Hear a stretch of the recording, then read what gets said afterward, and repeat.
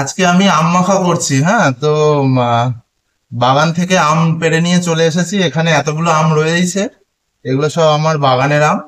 তো এখানে কিছু কেটেও রেখেছি, আর এই যে আম ছুলছি। তো আম মাখা হবে আজকে। তো গরমে সত্যি কথা বলতে এটা খুবই একটা সবারই পছন্দের জিনিস। যারা আম খেতে ভালোবাসে তাদের কাছে তো আর বলার অবকাশ থাকে না। তো দেখাচ্ছি কিভাবে কি করব। গরমে আম মাখা কেমন আপনাদের লাগে, একটু কেমন খেতে ভালোবাসেন একটু জানাবেন। হ্যাঁ, আম ছুলে গাছের আম, এখানেই আম মাখা হবে।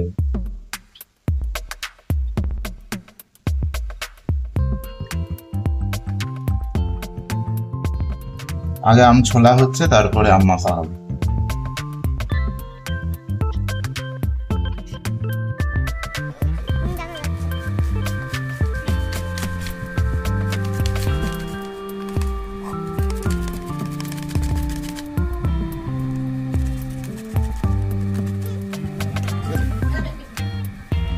আচ্ছা, আম কেটে তারপরে আম আমরা কুচিয়ে নিয়েছি, ঠিক আছে।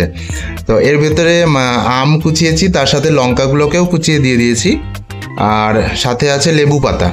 হুম, লেবু পাতা। এবার এর ভেতরে দেব লবণ। লবণ দিয়ে দিই, কাঁচা লঙ্কা, লেবু পাতা আর নুন, এগুলো দেওয়া হয়েছে। বাড়িতে এসেই বাগানে চলে গিয়েছিলাম, আম কুড়িয়ে নিয়ে এসে আম মাখা করে, মানে আম মাখা আমাদের রেডি হয়ে গেছে। এবার আমরা পরিবেশনা করব। তো এই যে আমটা পুরো রেডি, ঠিক আছে। বাটিতে করেও এবার সবাইকে দিয়ে দেবো। আর আপনি ভেতরটা দেখেন, এখানে দেখেন, লেবু পাতা, লঙ্কা, নুন দিয়ে পুরো মেখে সুন্দর করে, এই যে সবাইকে এবার দিয়ে দিই।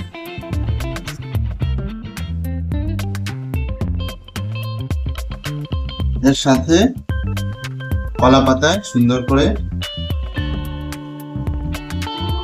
সবার জন্য রেডি।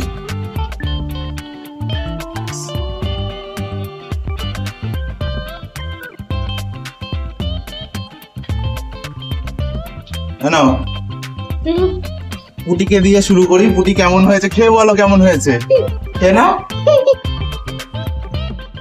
কেমন হয়েছে? দারুণ হয়েছে। যাক, বাগানে গিয়ে সরাসরি আমগুলো পারলাম, পেরে নিয়ে এসেছি, তারপর মাখা করে এখন খাচ্ছি, দেখি কেমন হয়েছে।